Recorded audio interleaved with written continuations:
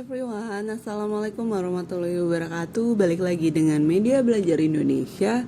Di video ini kita bakal membahas soal dan juga pembahasan TWK lagi, yaitu mengenai sejarah perjuangan bangsa. Ini merupakan part 5 untuk SKD, CPNS maupun sekolah kedinasan. Langsung disimak ya. Misi PBB untuk melaksanakan jajak pendapat pada 30 Agustus 99 di Timor Timur dinamakan A.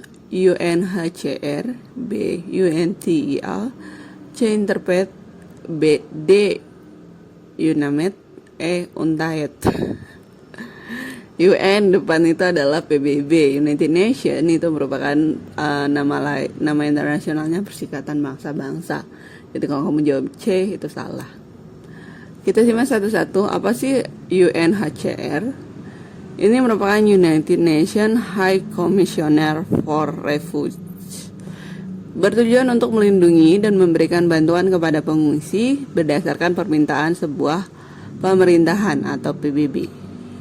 Kalau yang dua, UNTIA, itu merupakan sebuah badan pelaksana sementara PBB yang tugasnya menjalankan pemerintahan Irian Barat dalam waktu 1 tahun.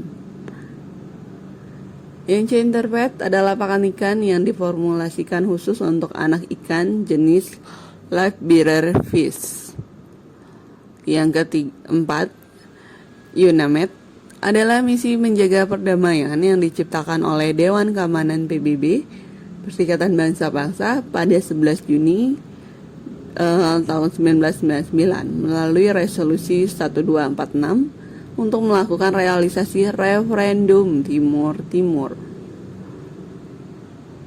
Tahunnya sama ya, 99. Yang 5 atau yang E, UNTAED, itu merupakan pemerintah sipil yang tujuannya untuk memelihara misi perdamaian di Timor Timur. Sebagai akibat dari resolusi 1272 tahun 99 dari Dewan Keamanan PBB pada tanggal 25 Oktober 1999. Jadi jawabannya yang D, UNAMIT. Oke. Soal selanjutnya, selama MPR dan DPR belum terbentuk tanggal 16 Oktober 1945, KNIP mengusulkan pada Presiden Soekarno agar diberikan hak. KNIP merupakan Komite Nasional Indonesia Pusat yang disahkan melalui perjanjian melalui sidang PPKI, sidang ketiganya, selama MPR dan DPR belum dibentuk. Nah, dia dikasih hak apa? A. Eksekutif presiden ya, nggak mungkin dia jadi presiden kayak gitu. B. Legislatif yang menjalankan undang-undang, atau C. Yudikatif, atau D. Prerogatif, atau mandat. Nih, dalam sidang ini, Dr. Andes Muhammad Hatta mengeluarkan maklumat nomor X tahun 1945 yang menetapkan bahwa KNIP sebelum terbentuknya MPR dan DPR dia diserahi kekuasaan legislatif. Ikut menetapkan garis-garis besar haluan negara serta menyetujui bahwa pekerjaan KNIP sehari-hari itu berhubungan dengan gentingnya keadaan dijalankan oleh sebuah badan pekerja yang dipilih di antara mereka dan bertanggung jawab kepada KNIP, Komite Nasional Indonesia Pusat. Jadi legislatif yang B. Jadi jawabannya B. Oke, kita ke soal selanjutnya, soal nomor 3 untuk TWK, CPNS maupun sekolah kedinasan. Oke.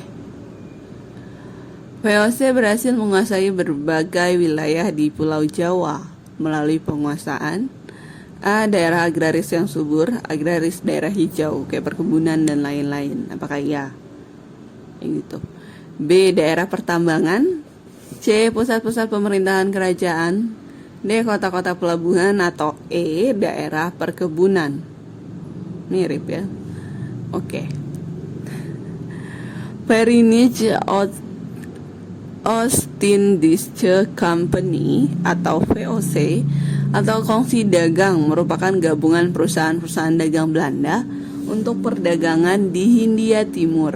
Kongsi dagang Hindia Timur, lebih singkatnya seperti itu, karena ada kongsi dagang Hindia Barat. Sebanyak 13 kapal yang berangkat dari Belanda dan dilengkapi persenjataan yang kuat menyerang Portugis di semua benteng pertahanan mereka di Mozambik, Goa, dan Malaka, serta Ambon. Penaklukan benteng di Ambon itu memberikan VOC hak milik teritorial wilayah pertama di Kepulauan Indonesia. Penaklukan Kepulauan Banda pada tahun 1622 membuat VOC memperoleh monopoli pala dan kembang pala. Itu rempah-rempah. Upaya memonopoli cengkeh membutuhkan jangka waktu yang lebih lama.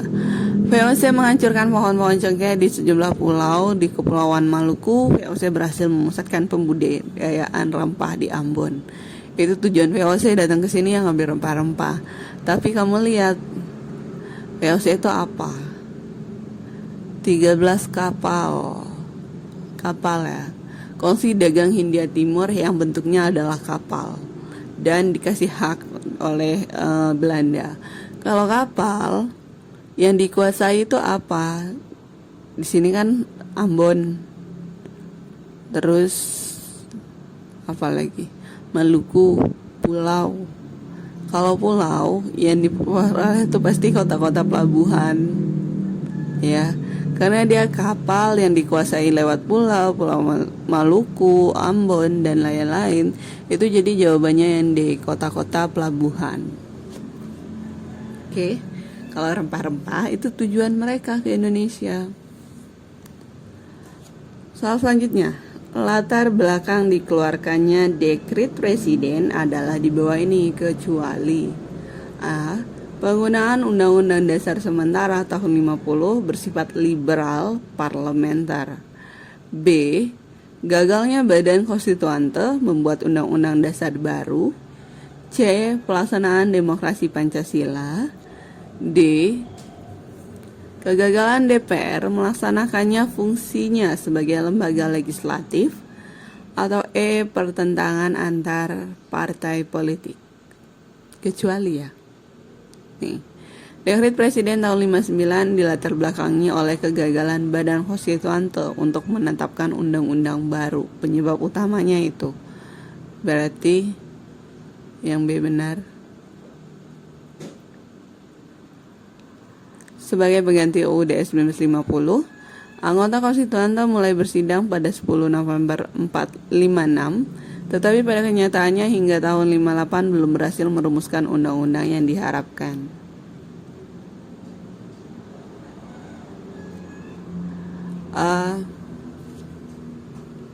Kalau yang A, penggunaan UUD 1950 bersifat liberal parlementer. Iya. Pelaksanaan demokrasi Pancasila. Enggak ya. Atau dia kegagalan DPR melaksanakan fungsinya sebagai lembaga legislatif. Iya, karena dia nggak berhasil juga. Yang buat undang-undang selain konstituante kan DPR. Atau pertentangan antar partai politik. Iya juga. Dia minta kecuali. Kecuali adalah yang C. Pelaksanaan demokrasi Pancasila. Soal selanjutnya, untuk TWK, CPNS maupun sekolah kedinasan, tujuan dari pelaksanaan politik etis pemerintah Belanda di bidang pendidikan adalah A. Memajukan sektor politik Indonesia. B. Kaderisasi tenaga-tenaga administratif Belanda. Bidangnya apa? Pendidikan. C. Memajukan sektor perekonomian Indonesia. D. Mencerdaskan masyarakat Indonesia. Atau E. Memajukan sektor keamanan di Indonesia. Ada 3 bidang yang dipakai dalam politik etis tersebut, yaitu irigasi, emigrasi, dan juga pendidikan. Teorinya Van Deventer ya. Yang pertama tuh edukasi atau pendidikan, merupakan program peningkatan mutu sumber daya manusia atau SDM dan pengurangan jumlah buta huruf rakyat yang berimplikasi baik untuk pemerintahan Belanda. Di mana untuk mendapatkan tenaga kerja administratif terdidik namun dengan gaji yang murah. Tuh. Dalam pendidikan sedikit dilakukan dilakukan untuk memberikan tingkat peluang yang lebih besar di tingkat dasar menengah dalam bidang pendidikan, sangat berperan dalam pengembangan dan perluasan dunia pendidikan di Hindia Belanda pada tahun 1900. Berdirinya sekolah-sekolah baik untuk kaum priai maupun rakyat biasa yang hampir merata di daerah-daerah. Ini edukasi. Ya, politik etis fundamental ada 3, edukasi, irigasi, dan emigrasi. Kita ngomongin pendidikan, berarti jawabannya adalah yang B. Di sini dijelasin. Mendapatkan tenaga kerja administratif. Jadi kaderisasi tenaga-tenaga administratif Belanda atau yang B.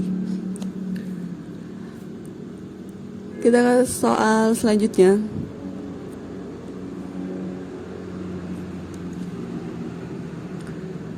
Pembagian daerah Indonesia dalam 8 provinsi dan gubernurnya sebagai berikut kecuali A. Sumatera, gubernurnya Mr. Tengku Muhammad Hasan, dan Jawa Barat, gubernurnya Sutarjo Karto Hadikusumo. B. Jawa Tengah, Raden Panji Suroso, wakil ketua BPUPKI ya, dan Jawa Timur R.A. Suryo. C. Sunda Kecil Mr. I Gusti Ketut Puja, dan Maluku Mr. J. Latuhar Hari.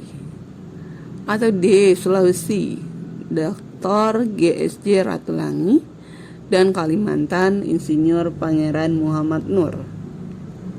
Atau E. Bali I Gusti Ngurah Rai, dan Nusa Tenggara Laode Saore Tapi. Dia minta kecuali, ini 8 provinsi pertama waktu Indonesia merdeka, itu apa aja? Berikut pembagiannya 8 provinsi dan gubernurnya. Oke. Kita lihat di sini. Sumatera Mr. Tengku Muhammad Hasan. Ini ada yang A, Mr. Tengku Muhammad Hasan. Jawa Barat Sutarjo Kerto Hadikusumo, sama, berarti yang A benar. Ya. Oke.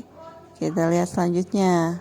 Jawa Tengah R.P. Suroso atau Raden Panji Suroso, dan Jawa Timur R.A. Suryo. Sunda Kecil I Gusti Ketut Puja, benar. Maluku Mr. Yohanes Latuhar Hari, benar. Terus ada Sulawesi Samratulangi ya, benar. Dan Pangeran Muhammad Nur dari Borneo, benar. Nah, yang kecualinya itu yang E, Bali I Gusti Ngurah Rai, dan Nusa Tenggara Laode Sore Tapi. Oke, sebenarnya ini mirip sih, I Gusti. Berarti salah satu di antara ini ada yang salah. Jawabannya tuh yang E. Oke guys, kita soal selanjutnya. Di sini ada soal untuk SKD CPNS, agresi militer Belanda 1 dan 2 terjadi pada A. 21 Juli 1947, 19 Desember 1948. B. 22 Juli 1947 dan 20 Desember 48. C. 23 Juli 47 dan 21 Desember 48. D. 24 Juli 1947 dan 22 Desember 48. Atau E. 25 Juli 47 dan 23 Desember 48. Oke, kita simak jawabannya adalah yang benar. Agresi militer 1 atau operatif produk adalah operasi militer Belanda di Jawa dan Sumatera terhadap Republik Indonesia. Agresi ini dilakukan Belanda dari 21 Juli 47 sampai dengan 5 Agustus 47. 21 Juli ya. Agresi militer Belanda terjadi pada 19 Desember 48. Peristiwa ini diawali dengan serangan terhadap Yogyakarta, ibu kota Indonesia saat itu, serta penangkapan Soekarno, Muhammad Hatta, Syahrir, dan beberapa tokoh penting lainnya. Dari ini berarti jawaban yang tepat itu ada di A, 21 Juli 47 dan 19 Desember 1948. Sekian, semoga bermanfaat. Terima kasih telah menyaksikan. Wassalamualaikum warahmatullahi wabarakatuh.